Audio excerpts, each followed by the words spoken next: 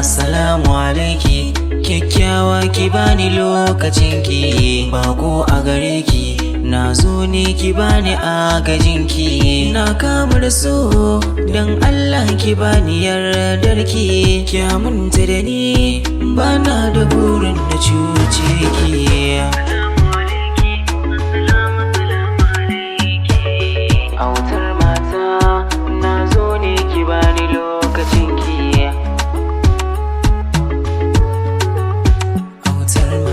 Autar mata na zo ne ki bani lokacinki.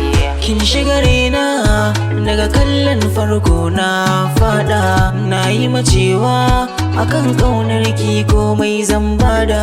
Tunda na shigo fili na gasa ko na yi shahada, na sarkar komai in za a bani ke na cika burina. Assalamu alaiki, assalamu alaiki.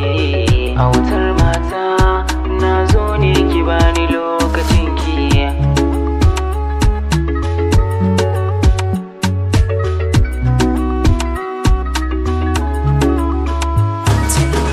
Matsayinki daban ne, muryarki daban ne, murmushinki daban ne, shi yasa kika kama ni.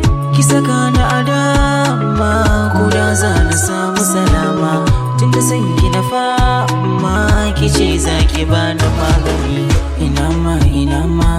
Ina ma a ce ki duba, tunda kauna na miko ba na so bai kamata ki share ba. Matsayin da na baki kin ga ko kaina ban baiwa ba, ke ɗinta daban ce a rayuwata ban ga kamar ke ba.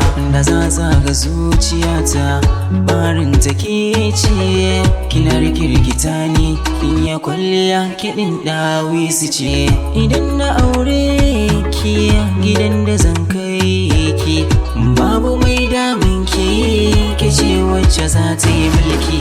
Assalamu alaiki, assalamu alaiki. Autar mata na zo ne ki bani lokacinki. Autar mata. Sananin kauna su magiyar so ta yi min nubulalla, fatar ta fashe jiki a tsage na farfar talahola. Ina sakan wuya na shiga tsautsayin so a raduna wahala, surutushin ya shiga na tsintsiya ni da ke komai shilla.